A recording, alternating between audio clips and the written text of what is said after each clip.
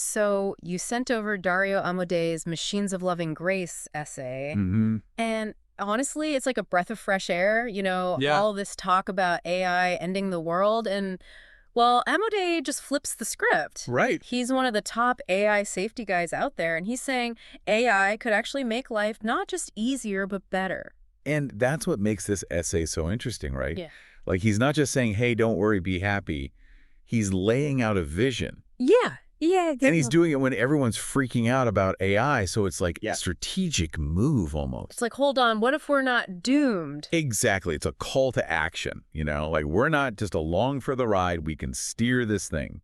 Amade calls it a compressed 21st century. Basically, we get like 100 years of progress in like 5 to 10. Yeah. I mean, it sounds crazy, right? It does. It does. But when you actually dig into the essay, it's like, maybe this isn't so far-fetched. And he's not talking about flying cars or anything. He gets into the specifics. And that's the thing. It's not some utopia. It's like, here are the concrete ways AI could change things. He breaks it down into 5 areas. Yeah, 5 key areas where he sees this massive acceleration happening. Biology, the mind, the economy, global politics, and even what it means to be human, like our sense of purpose with AI in the picture. Let's start with biology and health, because that's where it gets real tangible. Yeah. Amadei's argument is that AI can give us millions of AI biologists. It's like having, I don't know, a country full of geniuses all working on these problems nonstop. And because they're AI, they don't need sleep. They don't need coffee breaks. Exactly. And Amade knows this field, right? He's worked in biology. Right. He's not just some tech guy speculating. He knows how much time is wasted on stuff that AI could do way faster. He uses the example of CRISPR. Oh, yeah, that gene editing tool. He's like, we could have had that decades ago if AI was around. It's mind-blowing. And then there's the mRNA vaccine. Right. Developed super fast. But Amadei's saying, that was just a taste. AI could make that look slow. It's like warp speed for medical breakthroughs. Things like, cell therapies, regrowing tissue, even controlling the immune system. It's like sci-fi becoming reality, He even says AI could help us wipe out most infectious diseases. like we did with smallpox. Imagine telling your kids about cancer. Like, oh yeah, that used to be a thing. Wow, yeah. It's powerful, but There's always a but. even if we have these cures, who gets them? Right, access is huge. What good is a cure if only the rich can afford it? And that leads right into his next point about AI and, like, the economy and poverty. Can AI actually fix things like poverty? Amode is cautiously optimistic, I'd say. How so? Well, he thinks AI could help us use resources better, build infrastructure smarter, even personalize education and job training. So, like, each country has an AI economic advisor. Something like that, yeah. But then he brings up the opt-out problem. Yeah, what happens when people don't trust AI or just don't want its help? It's a good question. It's a question we need answered now, not later. Before it's too late. Exactly. This isn't just about what AI can do, it's about what we want it to do. We need a plan, a vision, And that's where it gets really interesting, right? Because now we're talking about AI, and and the mind. we've healed our bodies, but what about our minds? This is where things get really interesting. Okay, lay it on me.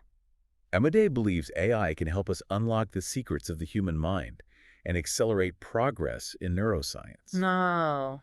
Like compressing decades of advancements into just a few short years. It's not just about curing diseases of the brain, but about enhancing our cognitive function. So, like, making us smarter. Yeah, but it's more nuanced than that. It's about improving focus, memory, even boosting creativity. Imagine a world where you learn faster, think more clearly, tap into your full creative potential. It's like upgrading our mental hardware. Okay, but let's talk about something straight out of science fiction. Where does Amade stand on things like mind uploading? It's fascinating you bring that up. I mean, even with AI accelerating things, we're still talking about uploading our consciousness into a digital realm, right? It's wild. But Amade does believe mind uploading is theoretically possible. Really? But even he admits that it's a bit further down the line. He sees it as something beyond this initial 5 to 10 year window of rapid progress. Okay, so let's bring it back down to earth for a moment and talk about the 4 specific pathways Amodei outlines for how AI could revolutionize neuroscience in the more immediate future. The first one, traditional molecular biology, seems like a natural extension of what we were just talking about with AI-powered drug discovery. Exactly. It's about applying those same principles to the brain.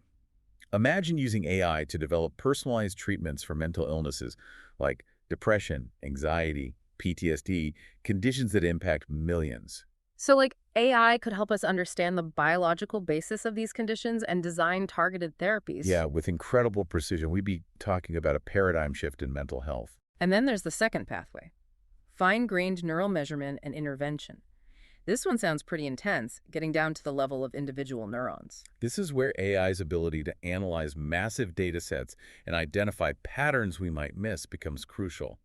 Amodei points to the incredible advancements AI has already made in analyzing brain scans, for example. Right, like mapping out the brain's intricate wiring. But he sees that as just the tip of the iceberg. Imagine AI helping us understand how different regions of the brain communicate, and even develop tools to precisely modulate neural activity. So instead of just observing the brain, we'd be able to interact with it in a much more targeted way. That's incredible. And a little bit unnerving if you think about it too much. What's the third pathway? The third pathway is particularly fascinating: advanced computational neuroscience. This is about using AI to understand intelligence itself. Like how our brains actually work. Think of it as a feedback loop. AI helps us understand the brain, which in turn helps us develop even more advanced AI, and so on. Wow, so AI is essentially teaching us about the brain, which then allows us to create even more sophisticated AI. What's the fourth pathway Amade highlights? The fourth pathway, behavioral interventions, acknowledges that it's not all about biology. It recognizes the crucial role of psychology and behavior in mental well-being. You're saying AI could act as a kind of personalized coach. Yeah, helping us understand our own behavior patterns, set goals, and make positive changes in our lives. It's like having an AI therapist available to us 24/7, but without the awkward silences or the cost. So we've talked about AI's potential to revolutionize biology and healthcare, and now we're talking about it enhancing our minds and improving our mental well-being. What's next? Amadea then tackles an even bigger question: how AI could impact peace and governance on a global scale. This is where things get really interesting, because it's not just about technological advancement, but about how we choose to apply that technology in a world full of complex geopolitical realities. Okay, so we've eradicated diseases, upgraded our brains, and are living our best, most mentally balanced lives. Shouldn't world peace naturally follow? Unfortunately, it's not that simple. Amodei stresses that AI is a tool. It can be used for good or for ill. That's a good point. When it comes to issues of war and peace, democracy and authoritarianism, we can't just assume AI will magically lead to a more peaceful and just world. We need to be proactive, even strategic, in shaping how this technology influences global politics. So what does Amadeus suggest? What's his plan for ensuring AI is a force for good in the world? He calls it the Entente strategy. Entente strategy. Yeah, so imagine like the biggest democracies, the ones leading the way with AI, Yeah. they team up, right? Yeah. Not to take over, but to set the rules of the game. Interesting. Amadei's thinking is this could prevent like an AI arms race Makes sense. and make sure this tech is used for, good stuff like human rights and all that. I mean, on paper, it sounds good, right? Is that right? Democracies using their AI for good. But let's be real. Powerful countries haven't always played nice in the past. True. There's always that. So what makes Amade think this time's different? He knows the track record isn't great, Yeah. but he argues that AI is a game changer. Like, take AI surveillance. Okay. It could be used for bad, obviously, but it also makes things more transparent. Ah, I see. It's harder to hide bad stuff when AI is watching. So the same tech that could limit freedom could actually enhance it. Exactly. It all depends on how it's used.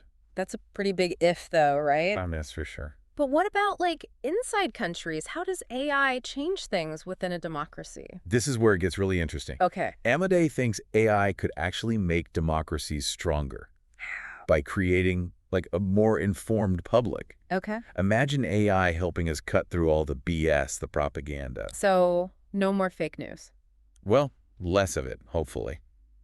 And it could even help us participate more directly in government.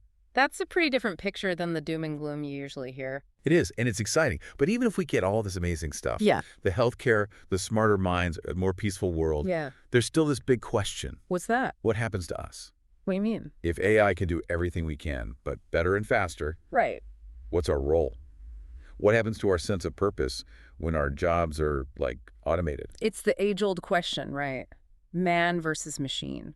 And Amodei doesn't shy away from it. He actually says we need to rethink work altogether. Rethink work. He says, why are we so afraid of AI taking our jobs? Maybe it's a good thing.